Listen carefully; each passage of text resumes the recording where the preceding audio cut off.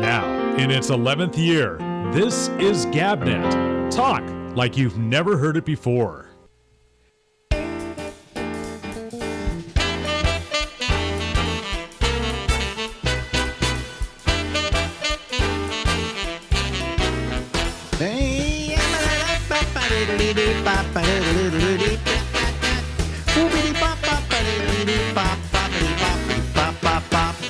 Live from Harlem in New York City, it's Alex Bennett, and this is the Ramble.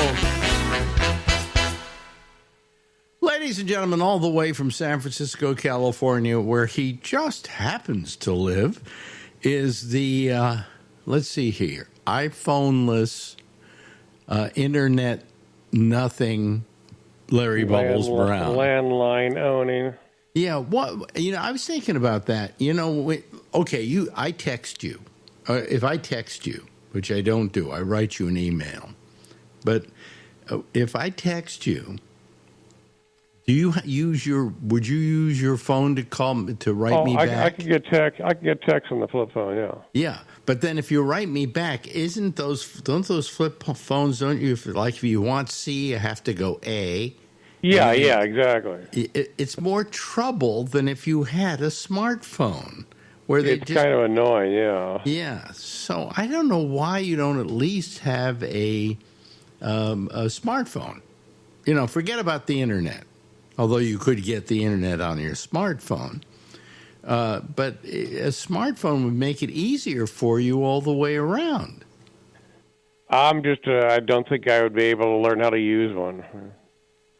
What do you mean you wouldn't be able to learn how to use one? They got all those icons on there. I just get confused.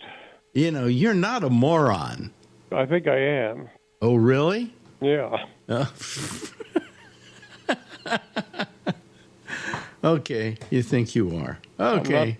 I'm not terribly bright. But that's not true. That's not true. You know what it is? I think it's your fear of this stuff, of this technology, that makes you say, "Oh, I can't do it." I don't know if it's a fear. It's like if there's something. If I'm not interested in something, I kind of shut my mind off. Okay, let me put it this way. I assume your grandmother isn't alive any longer. No. But if she were, she could operate an iPhone. I doubt that. No, they made him so simple. What's the big? What do you think you could not learn in an iPhone?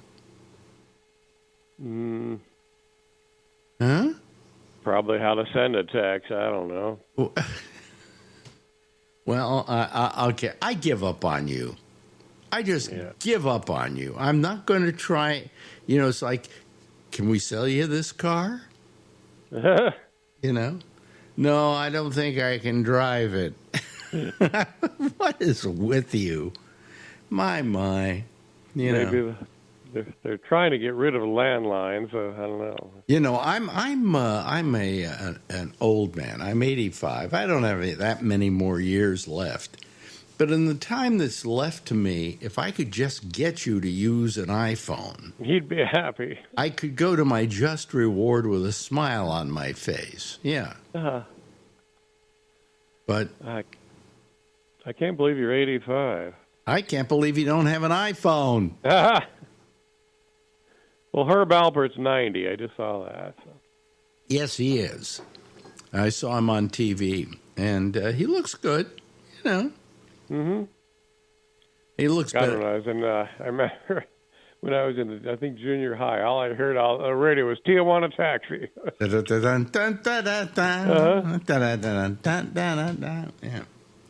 Yeah. Although, wasn't that the Baja Marimba Band? Do you remember there was the Baja Marimba Band, which was on A&M, which was Herb Alpert's label. And they were kind of a offshoot of the Tijuana Brass. In other words, it gave them a chance to have two hits instead of one, at a time. And so that was pretty. You know what it was about the Baja Marimba Band, though, that I remember the most? if you got a copy of their album covers, and people who are listening to us can probably go online and look up album covers for Baja Marimba Band. On every one, there's a guy with his back turned to the camera like he's peeing. Yeah, on every cover. Really? Yeah. That's what I remember about the Baja Marimba Band. You see how good my memory is? Well, I miss the old artwork of album covers. Oh, yeah. There were well, actually, I think they still do them at all? Do they? I don't know. I don't think so. But you can't. I don't think so. Well, when somebody releases an album, you can get it online, but you can also, I think, get the whole album physically if you want it. But most people don't want it because it takes up space, in your house. So I used to have a lot of albums. Do you remember me? I used to have a lot of albums. Yeah. Uh-huh. Yeah. Over the years. And I sold them all when I left San Francisco. Really? Wow. Yeah, I just, except, you know what I kept? I still have in storage all my comedy albums. Oh, okay. So I have a lot. I have very nice, I have all the Cosbys.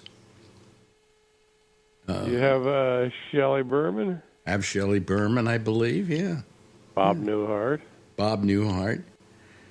Bob Newhart's album, The Button-Down Mind of Bob Newhart. See, I do. My memory still works. Yeah, there you go. At least long-term memory. The Button-Down Mind of Bob Newhart, I think, if I'm correct, is the largest-selling comedy album of all time. Wow. I believe, yeah. Nobody else beat him. But that was in the days when people bought comedy albums, They were part of the market. Yeah. You had the Shelley Berman album was a big album. Of course, Cosby's albums were always big. Jonathan Winters. That was still while he was drugging women. Yeah. He did it from the very beginning, and we supported him up until we found out he did. We didn't know the dark side. Didn't you? Tell me this. The things I think are big secrets, okay, that nobody knows, okay? Did you know about Cosby and his drugging women before it became big? Never heard anything. I did. Oh. Yeah, I heard about it. Yeah. Do you hear what Cosby does with women? What? He gives them a drug or a roofie or whatever it is he was giving them. And then when they were passed out, he has sex with them. I knew that. Hell, when you and I were hanging out in San Francisco. Jesus. Yeah. That was one of the... and the one that got me was everybody went, Harvey Weinstein did that? Did you know about it? No. I think... Well, you must be out of the loop because everybody I knew Really? about Harvey Weinstein and him hitting on women and, taking his clothes off. And, boy, what a disgusting thing that must have been. I know. To go up for an interview with Harvey Weinstein, which, of course, every woman in show business wanted to do because, hey, he was Mr. Show Business. And you would go up there, and then he would say, I'll be back. I have to go into the bathroom. You go into the bathroom and come back out naked. Now, how disgusting would that be? Not because he was naked. If who came out naked was like Paul Newman, you would have gone, guess what happened to me last night? But no, you go home barfing, and you have to make a decision then. Do you want a career or don't you want a career? What would you have done? I would have fled in horror. I probably would have fled. I would have, I remember Lori Thompson. She was, I loved Lori. I love Lori because she's feisty. We were doing I think it was one of those, what was it? Those HBO one night stands. And I was hosting them. I remember that. And I was doing the warm up. And then I did the announcing on them, by the way, in the beginning, and on the first go-round with those shows. And I can't remember who the guy was, but he was like an agent or somebody. And she was in a dressing room, just kind of fixing herself up or whatever. And he walks in, and he closes the door behind him and starts coming on to her. Oh, geez. Now, he was, if I remember correctly, he was one of the biggest agents in show business. Okay? Wow. And he just closed the door and then started hitting up on her and, touching her and doing stuff like that. And Lori just stood back, looked at him and said, "This is totally unacceptable." And she gets up and she leaves. And I can't remember who the guy was, but he was big in show business. He was really big. Really? Yeah. Jesus. Yeah. But the fact that he felt that he could walk into a room, close the door behind him, and then suddenly have sex with the woman who's in the room was just so disgusting. And she just said, "This is totally unacceptable." And she went to the door, opened it, and slammed it shut. So that's why I love the woman. Well, how many guys do you think who were like that we never heard of? Oh, well, I mean, that went on all the time. Now, I could have done that. I never did. I'd like to think the women who had sex with me because I was adorable, But I never used the fact that I had a show or that I could do anything for them. I mean, I don't think there's a single female comic in San Francisco who can say I ever came on to them,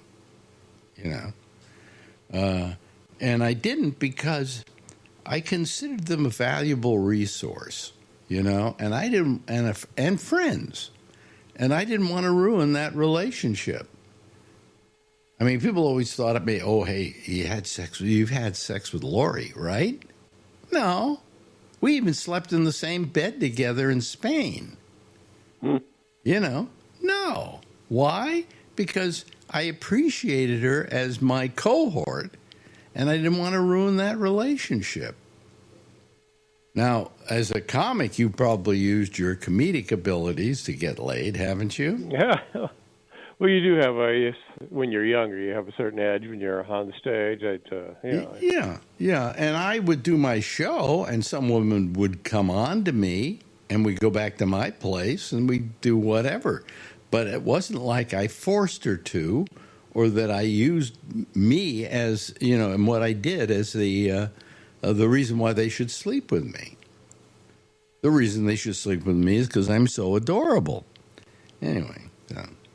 But now, there were some women that probably fool around with Weinstein thinking, "Oh, this is how you get the movies." Well, there are some questions about what's her name, who won the Academy Award for Shakespeare in Love. Paltrow. Gwyneth Paltrow. That was a Weinstein film. He cast her in it. He got her the Academy Award because he went out and campaigned for them, literally. And she won the Academy Award. I don't know that she was that good an actress, And the story is she had sex with Harvey Weinstein, that he went along with. She went along with it. Because if she didn't go along with it, he wouldn't have done crap for her. Right. So there are stories about that. Although the thing I hated about her was when they finally arrested Harvey. I call him Harvey. I don't know him, but I can call him Harvey. When they arrested Harvey and they accused him of all these horrible things, she was the first one to go, "Oh, that's terrible. That's horrible. Yeah. He should go to jail forever." And I'm thinking, you little rat. If anybody owes something to Harvey Weinstein, if a blowjob didn't get you, a ton of work, how can you say that? How can you be so ingenuous? You should defend him. There are people, like with Woody Allen. Woody Allen's been accused of all kinds of things, which to this date have never been proven. Okay? They even had investigations by police departments into the allegations against Woody Allen, and they were all found to be false. All right? But he still has a hard time getting his pictures financed now. You know? And a lot of actors said, I never worked with him because he did this to his daughter, you know, his stepdaughter, whatever. And there's one person that stood up for him, and that was Scarlett Johansson. She said, I'll work with him for any time. Wow, you know? good for and her. I always thought, good for you, because he never was found accused of anything. And she said, I'll work with him anytime. He's a great director. I've done great pictures with him. I like him, you know? And I thought that was okay. That was okay by me. Yes. I like her. But when you throw these people to the wind who have done right by you, you know, and it wasn't like Woody was accused of, like Weinstein, of trying to screw everybody he ever put into a movie. You know, he had none of that. They just accused him of somehow having sex with his 13-year-old daughter. Well, I think that was the act, right? And that's a great way to get even with your ex. Well, yeah, absolutely. I mean, she was trying to get even with him. I never believed that he did that. Okay, I didn't either. Yeah. You know, and it's a shame that he. The trouble is today, you get accused of something like that. Usually, they believe the accuser first over the person who's being accused. And so, therefore, if somebody wants to get even with somebody, what a wonderful way to get even with them. Yeah. You know? But have you ever gone out with somebody that, you know, you picked up in a club and because you were Larry Bubbles Brown, that's sex pot, Larry Bubbles Brown? Well, man, come on. You never had sex with some woman in your audience? Oh, yeah, occasionally. But, occasionally, yeah. But I've never, I was so, I think like you, I'm very passive. I'm not that, well, if someone didn't like me, I just walk away. Well, you're like me. If a woman doesn't want to have sex with me, I'm not going to force her to have sex with me. Leave, right? I want good, hot, consensual sex. Yeah. Okay? And the fact that we don't, we don't get access to,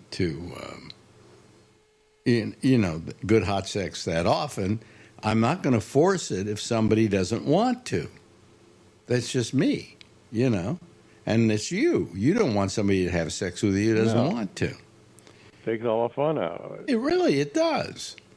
I never could see why, Cosby, who was a famous stand-up comic. He had also been famous for doing a TV show at that time. May have been the most popular TV guy in the planet would at you the time. Would you think he would have to drug a woman to get her to go to sleep with him? Yeah, unbelievable, right? I think that was an unnecessary purchase of drugs. He could have gotten laid without even thinking twice about it. You would think, yeah. So I never understood that. Never could understand that. Maybe there was some sense of power he felt. Although he had power, he was a famous comic. Yeah, there's some psychological bolt loose there. I don't know what it is, but yeah, a bolt loose. Yes, absolutely. And now Weinstein, I can understand. Who the hell would want to have sex with him? He looks like Shrek. It looks horrible. He always looked horrible. Well, apparently I think he's getting a new trial. Yeah, there's a new trial going on here in New York. I don't think he's going to be found innocent, but, there were reasons for that new trial. And even if he beats this charge, I think there are a few other charges still standing that, So he's never going to see a day outside of prison, especially at his age. And he's not in good health. If you've ever seen him, he's using a walker and things like that. And he does not look well. In fact, I think he was in the hospital for a while for something, you know.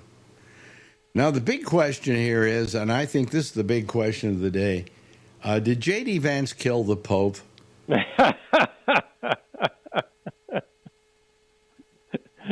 Well, if he did, he's got my vote. What did you think of the Pope? You like the Pope? No, I can't stand the Catholic. What? They're like a front for child molesters, aren't they? I don't like the Catholic Well, the Church. Pope, no, I think this Pope was okay. I don't think he went around child molesting. In fact, he took big things to stop that sort of stuff from happening. Well, they need to, because it's been such a widespread problem there. It's unbelievable. Oh, it's amazing what kind of a problem it was. So, you know, it was not... but I didn't feel that he was bad. I felt he was going after child molesters in the church. He didn't want them existing. He felt it was bad for business, you know. And I think he was an okay pope, you know. I think he was better than most of them. As a Jew, I never cared who the pope was. But I did care about the fact that some of them were kind of anti-Semitic. Well, yeah, was it Pius in World War II? That Pius, kind of who was really kind of accommodated Hitler, Mussolini, because he didn't want the Vatican to come into play on anything. So he had to protect the Vatican. So the question is, what did he do to protect the Vatican? And that might have been throw some Jews by the wayside, you know? Mm-hmm. So, but Pius was terrible. I thought he was terrible. But this one was, I think, a more modern pope than we've ever had. I mean, he's not perfect, but he's more modern than a lot of the others have been. So, you know, yeah. There's rumors we may get a black pope. You think we'll get a black pope? They said there's some guy in Africa, yeah. Did you see you didn't see the movie Conclave, did you? No. The pope they wind up with turns out to be a woman. But he's a trans. Jesus. So yeah, that's the end of the conclave. So maybe that's how it'll end this time. We'll get a woman. Never. Well, I mean, there isn't a female cardinal. It would be nice if they made a woman a cardinal. But she isn't. And do you know if you're a cardinal and you go to the the conclave, you can't go to the conclave if you're over 80? That's a little ageist. Well, no, you have to be under 80. I think it's a good idea. I think that way. I mean, it should be younger than that because you want people with younger ideas. But yeah, look at our Congress, gosh. Oh, we should have an over 80 rule, but there's no over 80 rule, so you get guys that are in there till they're 90. Mm-hmm. I mean, how long is Schumer going to hang on? And how much money do these people have to grift? Well, I'm a Democrat in New York, and I can't stand Schumer. Yeah, he always seemed like a car salesman to me. He was good at up to a point, but now in his older years, I saw him on a clip they ran on the Daily Show, in which Schumer was saying, "Well, we plan to send a letter to Donald Trump telling him he's wrong." Oh, wow! First, he has to read it. I mean, he's just so wimpy. Come on, have some balls, Schumer. Call him out. Really go to war against him. But no, I'm trying to get along. Well, nothing like a stern letter to get things going. A stern letter, yeah. So, anyway, how have you been otherwise in our last minute here? Just okay, just bored. Just bored. Very bored. What? Why are you bored? I don't know. Sick of stand-up, sick of getting older sucks. Well, you could do your act right here if you want to. Well, maybe I could move out of San Francisco. Maybe I need to. Yeah, I'd love to move, but it's too expensive. Well, we have a guest room here if you ever want Really? to come to New York. Wow. I wonder if I could live in New York. I don't think you want to. If I didn't have such a great rent here and all of that, I'd leave in an instant. Really? Yeah. For where? I don't know. I'd like to go back to San Francisco. You know, Really? It's my hometown. Come on. You can afford it. Yeah, I can afford it. Hey, we ran out of time here. Okay. And we'll do one of these again next time. Now that you've done, I don't know, this is 300 and something. I can't. I'm losing count. I'm going to have to go back and count them. Ladies and gentlemen, it's his nibs, Larry Bubbles Brown. Bye, Larry. Bye-bye. Now, in its 11th year, this is GabNet. Talk like you've never heard it before.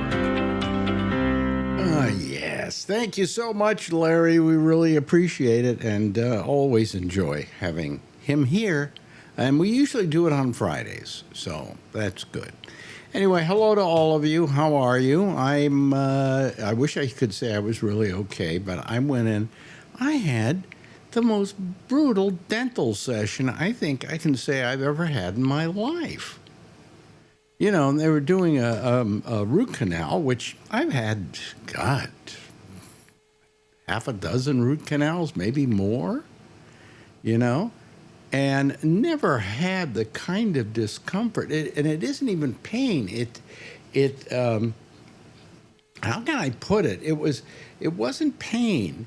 It was that they were like keeping my mouth open and they were sucking the stuff out of my mouth, and then she's doing the work she's got to do, and then every now and then she feels she has to take an X-ray. So then they take an X-ray, but the people taking the X-ray, she has assistants, and they do the X-ray, right? Mm-hmm. Right. So they do the X-ray, and they don't know how to do it. They're going, well, I'll put this in here. And all the meantime, she's got to stick this thing in my tooth or something, like a pin. So I can't close my mouth. Okay, otherwise I feel the pin, obviously. And then she says, please don't break it. What? You don't have more? Anyway, so they're taking forever to take the X-ray. I mean, if they just say, okay, you want an X-ray? Okay, boom, boom, let's do it. Let's get it done as fast. No, but they're going, is this in the right place? Have we got this just right? And I mean, it just was, that was just part of the problem, just the whole process. And then I was in that chair for an hour and a half. So it was not a good day today, folks. God, do I hate dentistry. You know, and on top of that, she did this thing, you know, she did this root canal, but I wasn't in any pain from it. She did something earlier on because I was having some pain there with that tooth. And then she did some stuff and it was feeling just fine. And yet she goes ahead with the root canal. So, and I got to go back on Monday for another session with her. And I said, do you think we can get it taken care of by then? She says, well, I hope so, but I'm not guaranteeing anything. And I'm going, Jesus, not another, what, I'm going to have to go a fourth time for her to finish it up? It was grueling, just grueling. So here I am. And then Marjorie says to me, let's go out and have lunch. And my mouth, she's been digging, I've got more Novocaine in my mouth than I ever have, and it's on both sides, and I can't bite down on anything. So she goes, let's go out to lunch.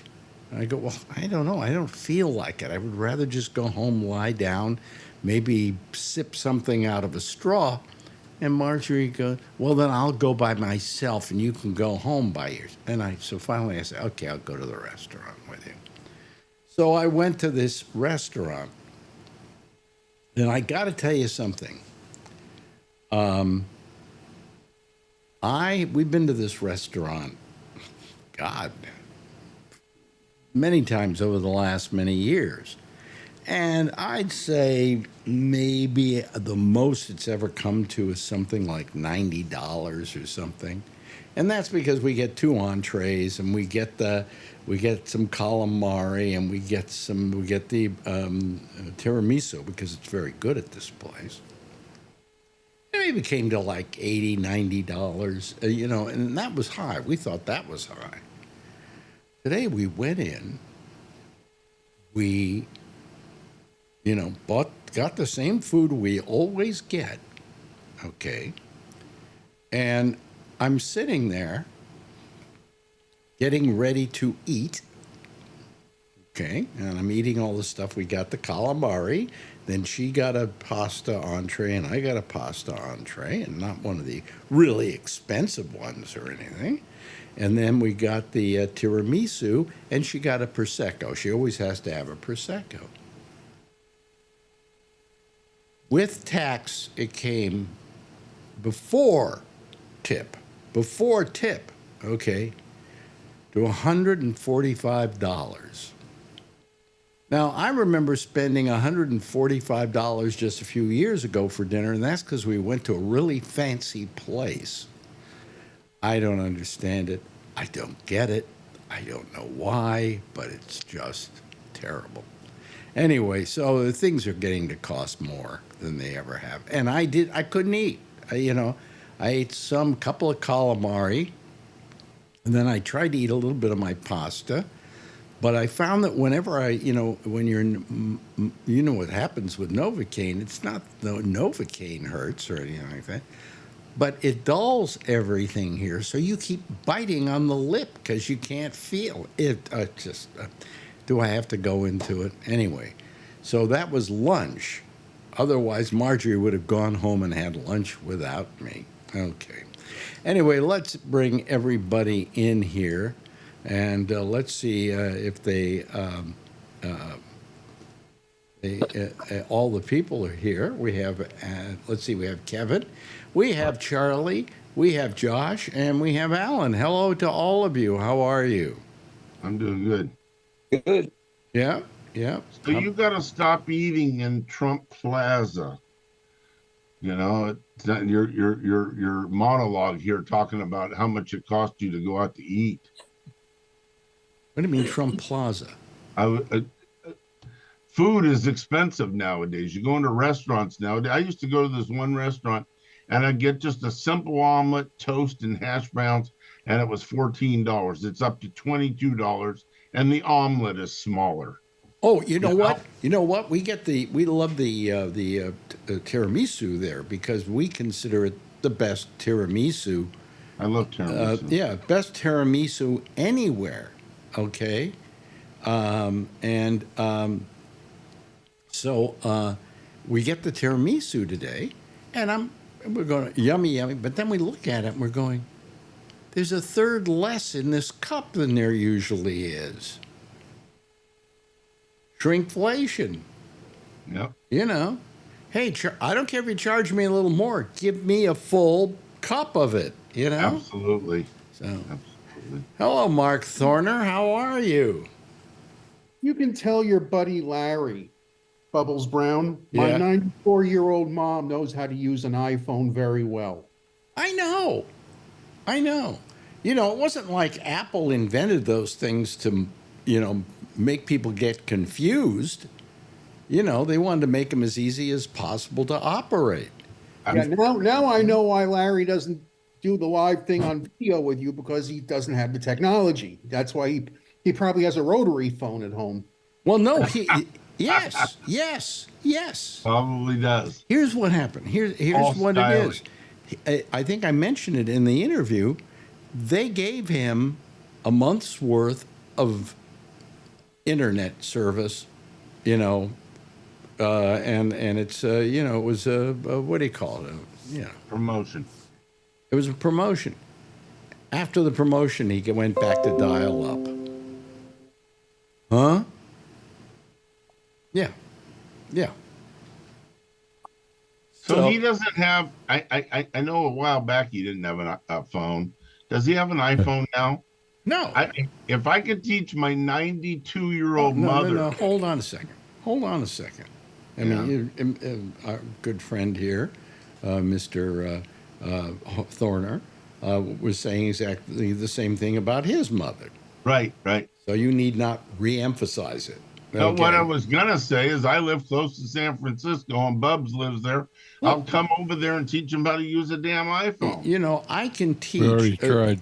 You know, you can always teach somebody to use an iPhone. Maybe you can't teach them how to do all the, you know, Don't need to know bells all. and whistles, but you know, I mean, I don't know how to use everything on this iPhone now anymore. There's too much of it. Yeah. But I do know how to, you know, send a text and to, you know, pick up the phone. He sits at home. This is how he makes a call. Yep. Bing, bing. Yeah, that's the internet over at Larry's place. And I love Larry. I mean, I guess that's one of the things I love about him. I don't think he's afraid of the technology. I think he doesn't want to admit that he can operate it, because that will ruin his reputation. But I know that got you get really flummoxed when you heard it, right, Mark? Yeah, right. How's everything down in Florida? Still wacky land. You know, what can I tell you? Really wacky, huh? No. I mean, all those people down there who are living on a fixed income because they're old, right? Well, no. They're now all the snowbirds are heading up your way, back north. What do you mean, the Spielbergs? Oh, snowbirds. Oh, snowbirds. I thought you said Spielbergs. Oh. You know. So they're moving up here. Oh, okay. But the thing is that most of the people in Florida are it's kind of got an old population down there, right? And you ain't helping either. So, you know. Oh. Well, I'm not saying he's that old. I don't know. How old are you, Mark? I think you're maybe late 60s, early 70s. I'll be 65 next month. You'll be 65 next month. Oh, I shouldn't have said something like that, because you never can be on the winning end of trying to guess somebody's age. You know. But anyway. Also, something else you brought up, Cosby. Yeah. I went to a taping of his show when the first year he did it in Brooklyn. They were done in Brooklyn. 15-minute walk from where I lived in Midwood. And that was a strange thing, because it was, I think, the church that his parents were somehow involved with in Philly. Yeah. It was basically all the Cosby family friends coming to Midwood, Brooklyn to watch a taping of their favorite son. Yeah. And it was interesting. It was an interesting experience, because, you know, it's not the first time I've seen tapings, okay? One of the producers was like doing a running commentary for everyone. I mean, this was not the usual thing. And I have a button. They gave buttons out to everyone. I think Dave Chappelle did a thing about Cosby in which he said, you know, the problem is we hate him for all the horrible things we heard he did, but we don't remember the good stuff he's done. All the money he's given to black universities and sending kids to college and things like that. You know, and sometimes you got to take the good with the bad, but you can't forget the good. You know, you can't deny him the good. But you see, the way I got the tickets, I had a friend who worked for the production office. Even then, he had a reputation. I heard about it when I was in San Francisco. In fact, I think I heard about it before then. Everybody knew that he, you know, drugged women and did stuff like that. It's just nobody really went to him and said, that's not right. You better stop that. You know, because he was Bill Cosby. And, you know. Making NBC truckloads of money. Yes. Yes. Oh, You bet your life. And so, I mean, everybody knew he was doing that. What do you call it? The guy, the movie maker. God, I can't remember names anymore. Weinstein? Weinstein. Yeah. I knew about Weinstein years and years and years ago. And you may remember there was, I believe, an Academy Awards show or a Golden Globe show where somebody got up and even made a joke about the fact that he molested women and all of that. And it was a joke on the show and everybody laughed. So who's guilty? Yeah, Weinstein's guilty. Different time. No, but forget about different time. Doing things right and doing things wrong don't have an expiration date, and nobody, it came after him in those days. And then when they finally caught him, everybody's going, "Oh, I hate him. He's horrible," But he was getting away with this for years. And if I knew about it, God damn it, most of Hollywood sure did. And this is only because some comedians told me about it, and I heard about it, but I knew about it. So, what the hell? Hi, Patrick. Hi. Hi, it's Patrick. Hi. Wearing a Star Wars shirt. Hey, wait a minute. What's the date today? Not yet. Oh, it's 2 more days. May the 4th be with you. Yeah. Yes. How are you going to celebrate? I watch a movie. No, really? Yeah, nothing spectacular. Yeah. Yeah. I mean, Well, they're over at Disney. They're doing a whole bunch of stuff for Star Wars. It's like they're promoting it like crazy. yeah, there's a lot of shit over on Disney too. So, I watch what I watch and I like what I like, and then there's just a bunch of filler crap. So, Have you watched Andor? I watched 2 episodes from the first season, and I decided that being paralyzed was more fun. Really? I got to like the first season, but it took me a while. It took it a couple of episodes to really get rolling. Yeah, So if you baked off after the first 2, I understand why. This season's a little slow getting started. You're nodding your head there, Mark. Have you watched it at all? I'm so far behind with stuff, Alex. That's why I'm like, what? Well, Who, you've where? got to catch up, damn it. But you like Mandalorian, for instance, Patrick. Yeah. Yeah, good show. Good show. Got the thumbs up from Charlie, who, by the way, isn't at his place tonight again. So we're really keeping our fingers crossed for him. That you're not going to do something like find out she's a serial killer or anything like that. Nope, she's not. What's the chance of 2 serial killers in one bedroom at the same time? Why, you think Charlie's a serial killer? No, but I'm just making a joke. Well, I don't know. I've suspected Charlie is a serial killer. Yeah. You should see the way he goes through cereal. It kills it. Yeah. Oh, boy. Yeah, oh boy, I can't believe you said that. Yeah, right. Throw something at Never him. mind. Scratch that. How's everything, Kevin? Okay. How are you? I'm okay, except for that brutal dental appointment I had today. Yeah, they're never fun. No, but I look, to begin with, what happened to gas? I don't know. They won't do it anymore. Expensive. Why? I don't know. All I know is when I first I had a dentist here in New York. He says, "You want to get high?" I say, "Sure." So he gives me some gas, and then he does what he's going to do. And I went, "Hey, this is the best reason to go to a dentist. Got any more cavities you want to fill?" And And he got me into that. And then I went to San Francisco, and I had a dentist who used gas.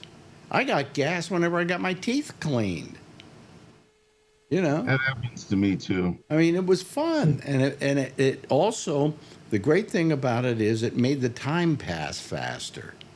Sure. It's a whole distortion of time that you get, and then you go out of the place and you go, I had a good time. If she had done gas on me today, I wouldn't have known what was happening. But no, they go, well, gas isn't that good for you. Well, yeah, dentistry's getting away from it, especially with older folks like us, because it's causing, if the dentist doesn't do it it's anesthesia is what it is. And if the dentist screws up or his assistant screws up, they could kill you or cause. They can't kill you. Oh, yes, they can. With nitrous oxide? Absolutely. Yeah, it's an asphyxiant. Yes, thank you. Okay. I used to fill them. Oh, well, if they give you nothing but nitrous oxide, yes, because you're not getting any oxygen. But if all they have to do is mix the oxygen But the in. nitrous oxide that you get is United States Pharmacopoeia, and it's pure. You used to deliver that stuff, didn't you? I used to make it and store it and deliver You it. made it, and you didn't share any with me. You couldn't. I had a friend. I had to have daily inventories of that shit. There was a guy by the name of Tom Farsad, and he started, what was that marijuana magazine? What was High Times? And he used to show up at parties with nitrous oxide.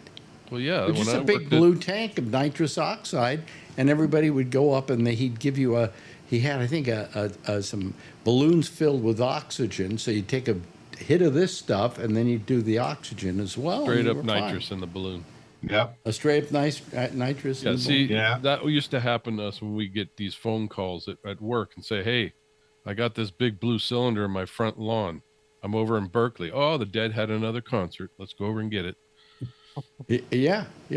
Grateful Dead was famous for that, and we always, every concert that came around, we'd have to go pick up stray cylinders. God, didn't you ever see the Grateful Dead movie? There's one.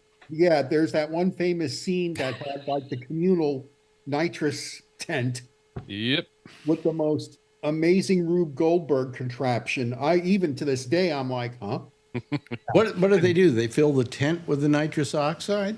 They had this system. And I just remember seeing masks and a lot of tubing hanging, and it was like, oh, really? They had. I think you could feed it into a manifold and then drop the manifold, and then all the like a hookah bar. Yeah, Same exactly. thing. Wow. What is it? Margaret Mead should try this, man. Well, all I know is my dentist in San Francisco always did nitrous with me. And I would just go, and even when I get the teeth cleaned, as I say, I would do the nitrous, and it was fine. I loved it. It took me. He sent me out the door a little. I used to carry it on my truck, and I'd deliver it to speed shops, but it was injected with some nasty stuff. So what do you mean speed shops? Car shops. Car shops. They use it for nitrous oxide. Oh, I thought it was shops where they made speed. I didn't know. But I would have people come up to me on the street and say, "Hey, can you sell me a couple of those?" Right. No.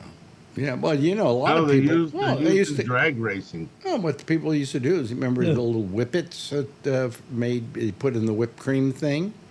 Well, the whippets, if you just opened them up and then breathed it in, that was it. Or you used the whippets. That you put it on, you punctured it and inhaled it. Yeah, and you could inhale it and everything, and So what they've changed to in dentistry is what they call conscious sedation, and it's basically Valium, and it just relaxes you. I didn't get anything today. Really good. I'm sitting there. I'm sitting there, and they're trying to figure out how to use the X-ray machine. I would have left. And I'm going.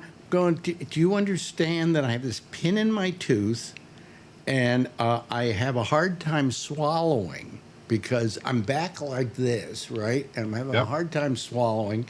And by the way, your suck-o-matic isn't sucking anything out of my mouth right now. And okay, now we'll take it. Let's see, is it in right? Let's just get it just right. Okay. That takes about another 5 minutes, and then they take the picture. And then she goes, "Yeah, I better take another one. This one didn't look that good."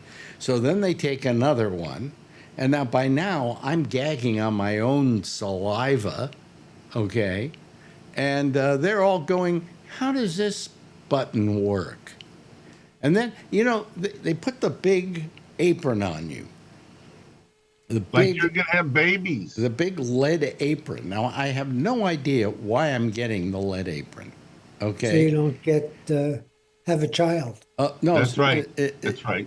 Even if you were pregnant, I don't think there's enough radiation there to hurt you. Okay. But anyway, one of them goes out to hit the button, but the rest of them stay in the room and they don't have a lead apron on them. I think I'd find a different dentist. No, she's No. She's okay up to a point, but this. Yeah, well, here's something. She glows in the dark, Okay, hold it down a little there, Alan. The thing I asked Marjorie, and she got mad at me when I asked her this, because she didn't understand what I was saying. How do I know? How do any of you know when you go to a dentist whether they're good or bad? We have no way of telling. The only thing that makes us decide this one's better than that one is this one has a better chairside manner than that one. But I mean, how do we know that this person knows exactly what they're doing and that they're really expert at it? Well, if you came in there with a sore tooth and afterwards you left and the Novocaine wears off and the tooth is no longer sore, I would say you probably have a good dentist. No. Because basically the question is the technique good? Does the person do a good job of it? Anybody can stop the pain. You kill the root. They don't want to do that. Huh? They don't want to kill the root. What do you mean? What do you think you're doing when they're doing a root canal like I'm getting? I know what they do in a root canal.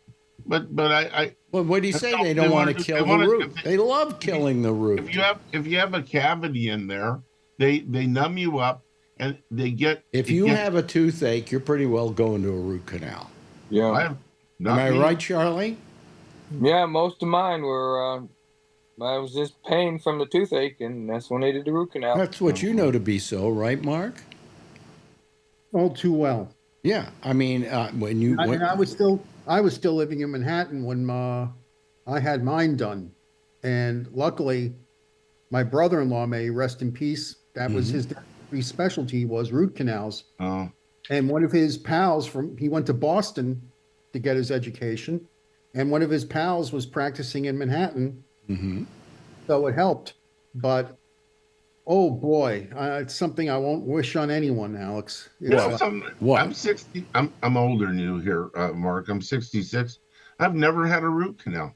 Consider yourself lucky. I have a lot of crowns in my mouth and I have a lot of dental work over the years, but I've never I've had quite a few root canals over my time. I never found them to be particularly a problem, but this one was terrible. But normally I don't. I just find it's what did I say? It's annoying. It's just you sit there and they're doing this and then they're doing that and then they're doing something. They're grinding down there. I don't know what they're doing. They may, for all I know, they may be, I don't know, taking money out of that. I don't know. But anyway, it just was horrible. And I am one of these people just wishes I didn't have to do that tonight or today rather. It was, and I've never had it be that terrible. Well, doesn't a root canal usually mean that there's bacteria in the pulp chamber? No, they numb you up. No, and they take these little files and stick it in there and clean out the bacteria out of the pulp chamber. Yeah. And they also usually kill the root at the same time. Yes, that's right. Then they put something called punka in there. And then they crown it again. No, you don't even have to crown it sometimes. I had one the other day they didn't crown. A couple of months end ago. Up with a broken tooth. No, they didn't. This one won't need a crown. No? Okay. Not for a while. Okay, and a while is enough that I probably won't be alive by the time it's needed. Okay. Okay, so, but anyway, I mean, it just was, it was agonizing, and it shouldn't have had to be agonizing, but it was. And I got to go back again and do it on Monday, yeah. So, and if she doesn't get it done by then, I'm going to tell her, I don't know, leave it the way it is. Okay. But all I'm saying is that what happens is when you get a toothache, it's because you have an abscess in the tooth. And what they do with a root canal is they clean it out and clean out the abscess, and they basically kill your tooth, So. That's what I just said. Yep. Hey, Josh, how you doing? Good. How you doing? Good. Yeah. Anything new that you see in the news that you want to talk about, or are you just disgusted with everything so much you don't want to talk about it? Well, I've been working on stuff a lot, but I saw that it looks like, the Trump administration is going to take steps to basically cut the size of the U.S. intelligence community by thousands of people. Well, the worst thing today that I saw that he did, he did one of his executive orders. He thinks he can do everything by executive order. He's finding out now he also has to defend it in court. But the thing that happened today that really got to me was PBS and NPR. Oh, he's cutting the funding. He's cutting the funding for that. Now, he probably is not going to get away with it because I think that funding is done by Congress and you can't just simply change it. But nevertheless, I mean, why do you go after NPR? He says, because the news isn't favorable. Isn't favorable to me. Well, listen, if you ever wanted to go anywhere and get a fair newscast, it's over at PBS and NPR. They try to give all kinds of, attitudes about various subject matter. But he feels that anybody that disagrees with him, they're not getting money from the government. And it's pathetic. It's just pathetic. How do you deal with this down in Florida? You say your people around you are kind of like pro-Trump, or are they getting less so because... Well,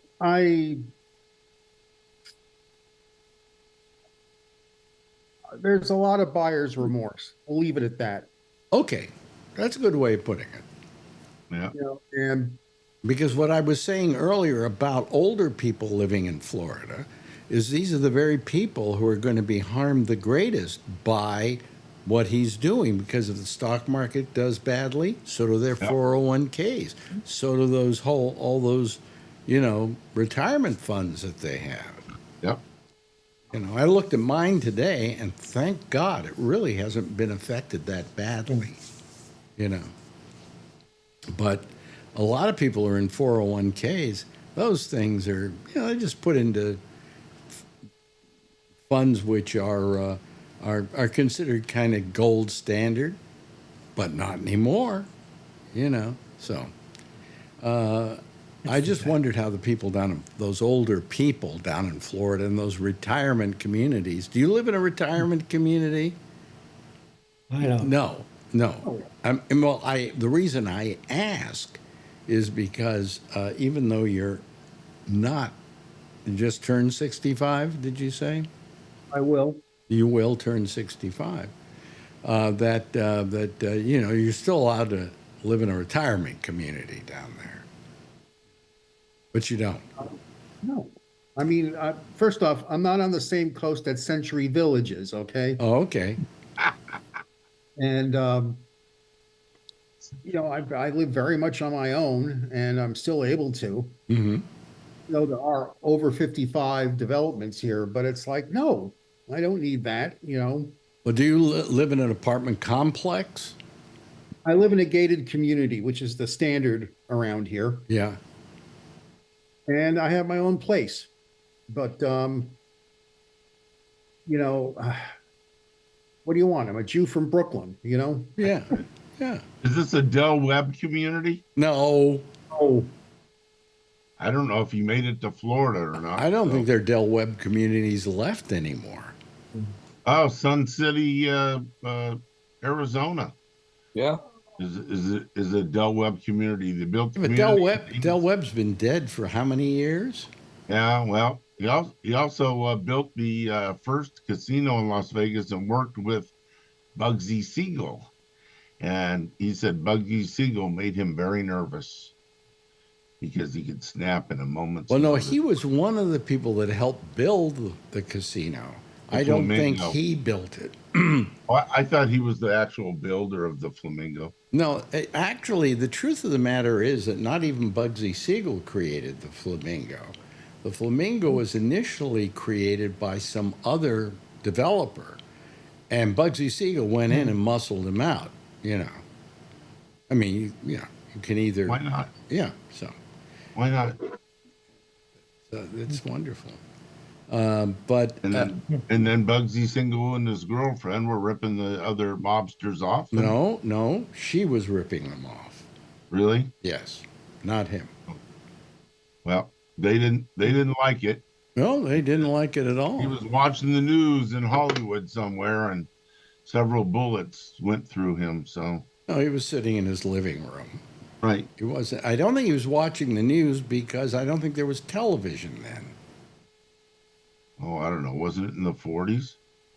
Yeah, there wasn't television until the 50s. I don't know. I wasn't there.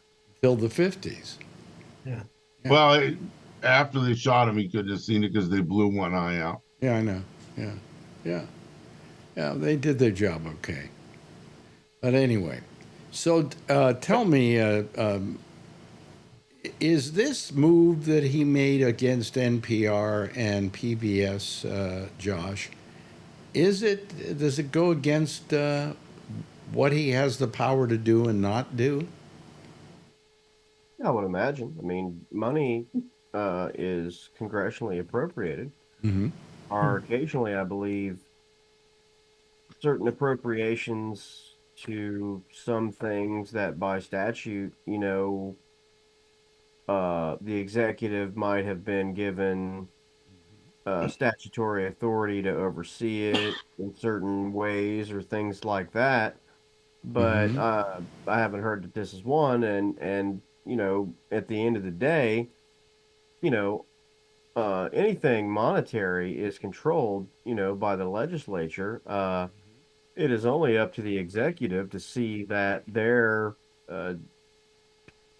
not demands, but their orders, or whatever you want to call it, is carried out. That if money is supposed to go to X, Y, and Z, and the executive branch has departments that distribute the money, it's the president's job to make sure that those departments are running and distributing the money. So if Congress passes a law that says, the Department of Education or the Department of this, that, or the other is supposed to give money to this place, that place, that place, that place. Congress doesn't write the check. The Department of the Treasury writes the check, or Education, or whoever. Those people work for the president. He's just supposed to make sure that they show up, that they do their job. He's not supposed to say, or she's not supposed to say, no, I disagree with that. I don't like that law. Let's just not give them money. That's not how it works. Congress appropriates the money. The executive, whether they like it or not, is supposed to just make sure that it gets handed out in the way that Congress said it's supposed to be handed out.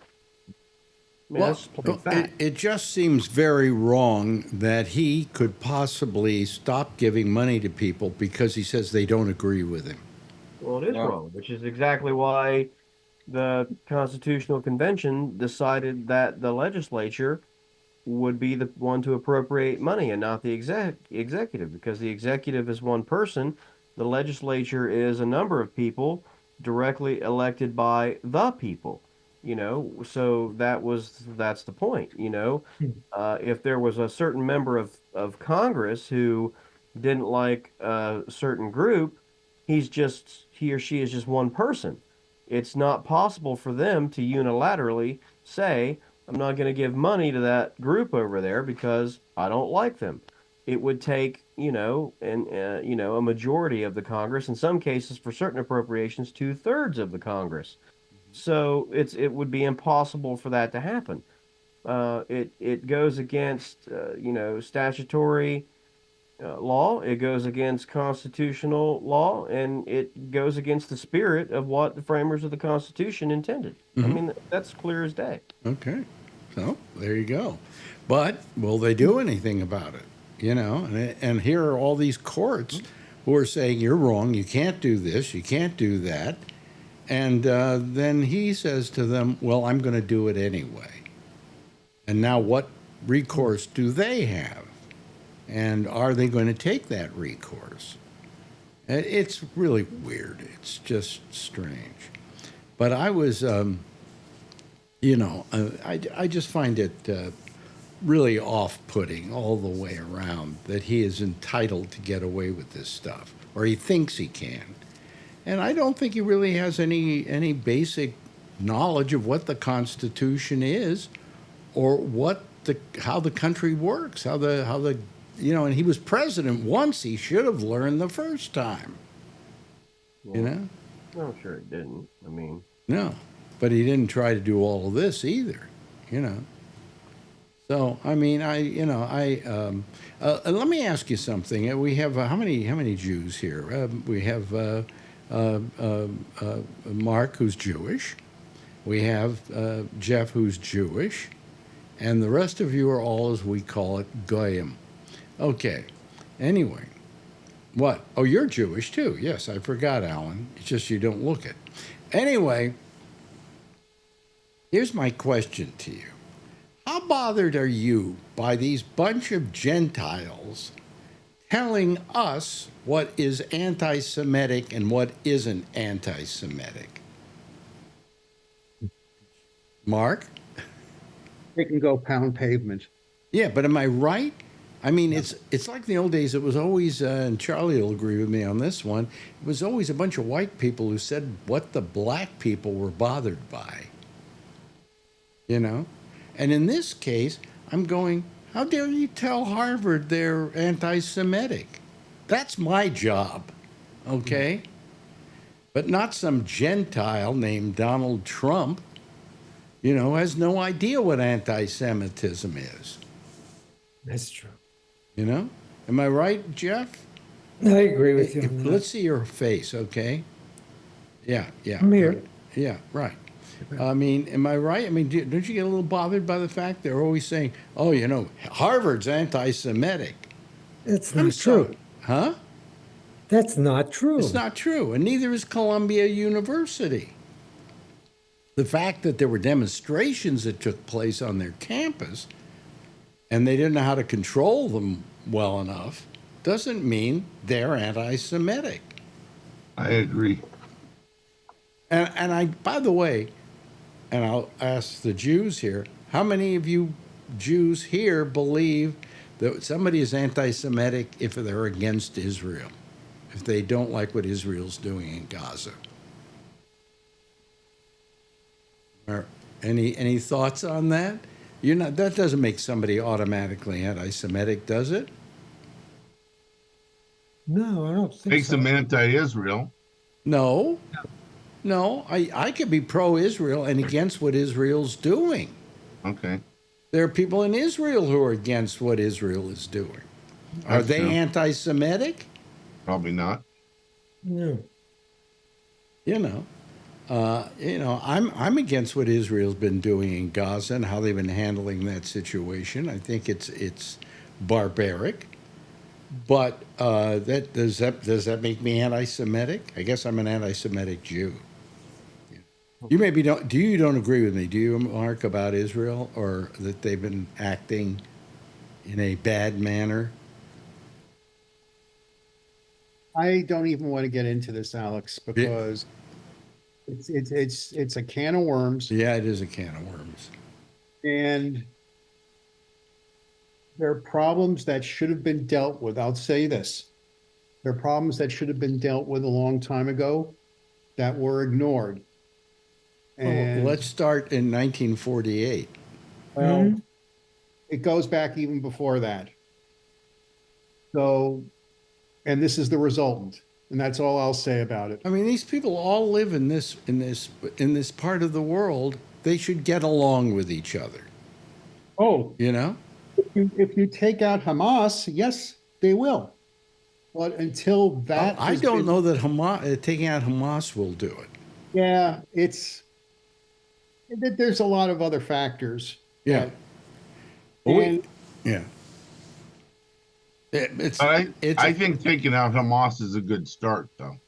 very good. well, Hamas are terrible people, and they've oppressed their own people in Gaza.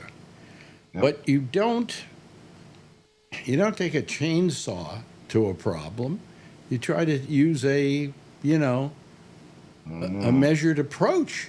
I mean, kids dying, old ladies dying, mothers dying, just because bombs are being lobbed without any precision. And that's not right. It's not, and I don't want in my name for that kind of thing to happen. In my name, I mean, as a Jew, I feel that we respect everybody and try to respect everybody. And I agree with you. Hamas has not made it easy. But what about all the other Palestinian organizations? Are they to be thrown to the wind too, or really all of them? Yeah. Yeah, and for Alex, this is for another discussion another time. Yeah, I would love to get it. You and I should have it not on the air. Yeah, It'd be an because, interesting discussion. Yeah, yeah. well, I am threatening to come up to New York, so Well, if you do, I know. I gotta see you. I'll grab Tony and we'll come over. Could you So not? let's change the subject and ask Josh about his article. I want to hear about Oh, what are you going to be in? What is it? What journal? What? I don't It's know. the Journal of the American Medical Association. And No. it's no. What are you? We've got enough of that tonight. What are you going to be writing for? Yeah, I'm gonna get a few articles published in the Journal of the American Revolution. And they got a website, right? They publish all their stuff on the web as well, but it's also a printed journal. So it in today's times it's keeps up. It's both. So Yeah. it's the largest journal dedicated to the American Revolution in print, basically. And what are you writing on that year that you're studying? Yeah. I mean, the article will be really obscure, for anybody that's not, really into that period. It's So, in other words, I shouldn't read. hyper focused. I shouldn't go out of my way to read it because I might not understand any of it. Well, I don't know that it's not understood. It's just we'll be writing it's going to cover topics that are obscure. I mean, most people don't know a lot about the revolution, and my articles are going to focus on events that took place even after Yorktown, and almost nobody cares about anything after Yorktown because everyone just assumes that the war was over after Yorktown.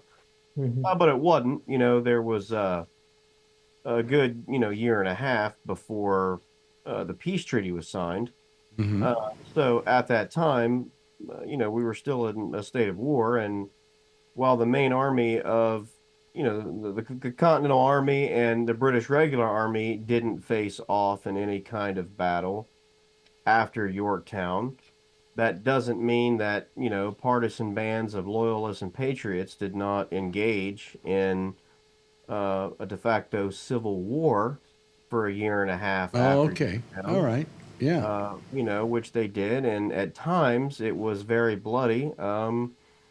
And at times there were certain areas of the country where that was actually the bloodiest part of the war. It was more violent during, those one or two engagements than, basically when people went the entire war without really having anything going on in their backyard.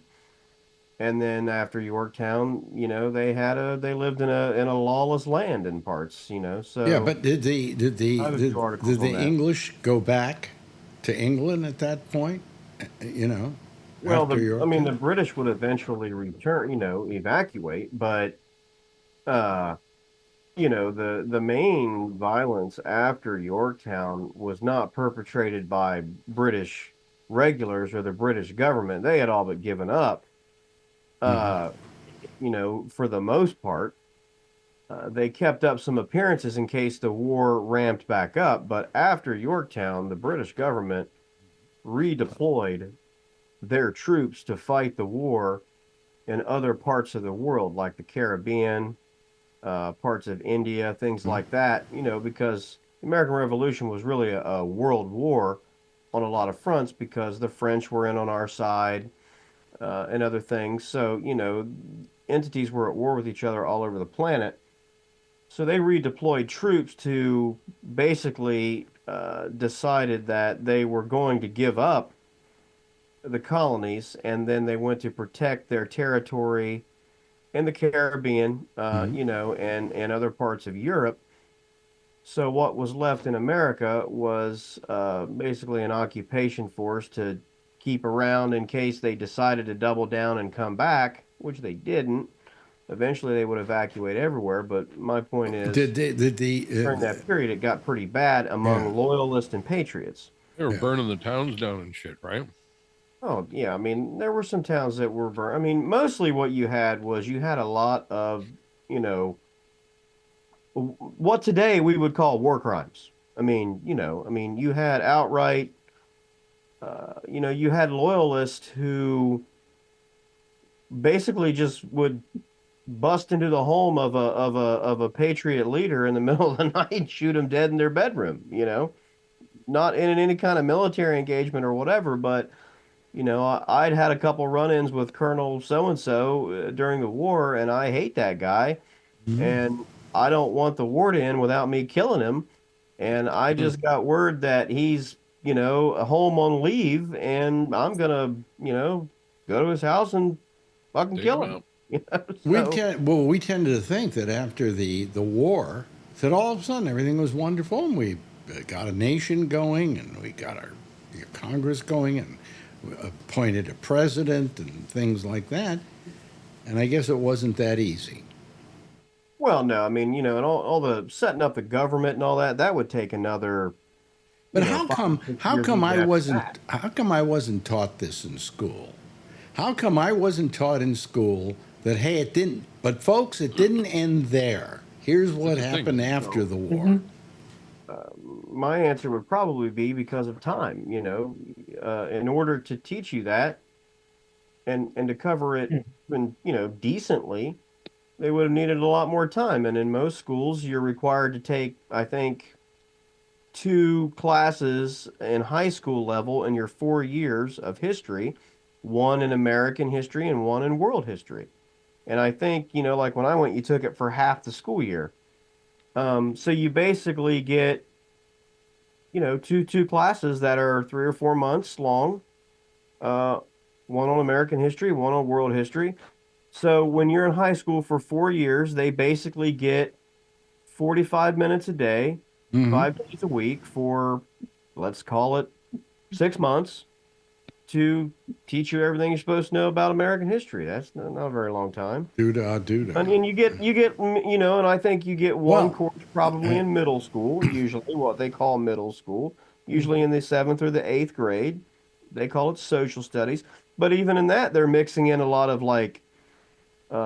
would you go along with the civics and things, Yeah. So, would you go along with the state saying that history is written by the winners? No, I don't. I've never believed that. Really? No, I think it's written by historians. Well, correct history is written by the historians, but the crap I learned in school didn't seem to be entirely. I mean, I can't tell you how many things I was taught in school I found to be wrong. Well, I think what is written and what is taught are two totally different discussions. I mean, if you want to find out what really happened, you go find an expert in the field and you read their book. But that isn't what they do in school. Yeah. So, in a public high school, they, like I said, they got, I don't know, they get to sit with you for, 90 times, let's say, over a period of months for 45 minutes at a time. And like I said, they've got to teach you all of American history. But when I'm talking about this revisionist history, I mean, if let's say you're a Native American, you're sitting in a classroom and now they're teaching you this American history that was written by, well, the whites. It's got to upset you. I mean, they say, well, who was the first person to come to the United States? And they say, oh, it's Christopher Columbus. Wait a minute, there were already people here. You can't discover a land that's already here. Right. You can't. Indigenous people lived here, and the white version of the story is Christopher Columbus discovered America. I think a lot of that is evolved. You know, I don't know. Now they don't teach that any longer. They've changed all that. Right. Although probably Trump wants to go back to that. But but I mean, I just think that there's a lot of problems with the way we taught history, and it just I mean, I learned stuff in school, in grade school, that today was just patently wrong. I mean, I learned stuff in psychology. They taught me in psychology that there were idiots, morons. I'm trying to remember what the other one was, and then from 70 to 80% American Indian. How wrong is that? By the way, we're being joined now by Don Giller, and I don't know if he has anything to say. When's it supposed to come out, Josh? Do you know yet? No, I don't know. The first article I wrote just got done going through editing. Yeah, good. Okay. Congratulations. Hello, Giller. Yeah, I have something very distressing to tell you, Alex. Really? Show's over. Bye. The Button-Down Mind of Bob Newhart is ranked the 20th best-selling comedy album. Really? I think it was, but I'm talking best-selling is what I said. Best-selling. I think at the time it was the best-selling comedy album of all time. At the time, but as of today, it's ranked the 20th best-selling comedy album. Okay, Bill Cosby. No, no, Bob Newhart. Bob Newhart? No. Are you asking what's the best-selling album? What's the best-selling album? Yeah. Jeff Foxworthy.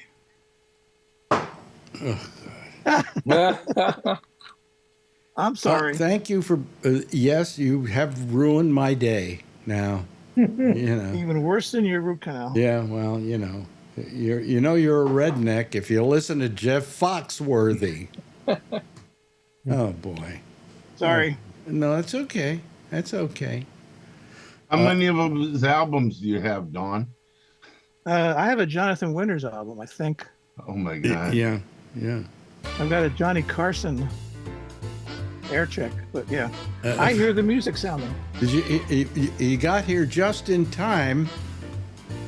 Well, you went 32 minutes Trump free, which I thought was a record. Really? Well, hopefully we can keep that up. Well, I'm counting on it. Yeah. Anyway, hey, listen, it's been good talking to you folks. Nice having you here. Nice group. Kevin, always good to see you.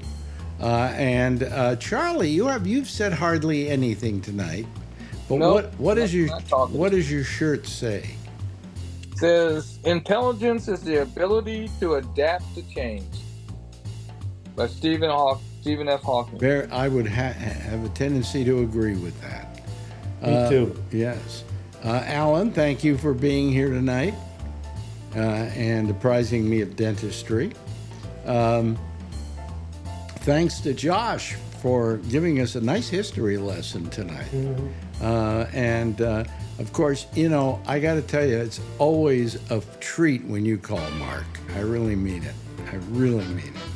And Jeff, thank you for calling. Patrick, always nice to have you on upon occasion calling this program. You're one of our oldest people on the show. As long as, you go back to the beginning. Even when I was over at Sirius XM, you were over there calling me. I think so was Mark, if I'm not mistaken. You didn't call that show? Okay. Oh, I was a big chicken. You're a big chicken. Oh, okay. Yeah. Anyway, hey, I got to go. I'm running out of time here. Thank you all. Give a big wave goodbye, and I'll give a big wave goodbye at you. There they go, ladies and gentlemen. That's our citizen panel. Yes, sir. And there's another citizen panel being assembled right after this on the intersection with Amy Manuel. You can go to her using Zoom, and in order to get her on Zoom, you go to gabnet.net. In the third row over at the bottom, it says Amy Manuel. You click on that, take you right to her.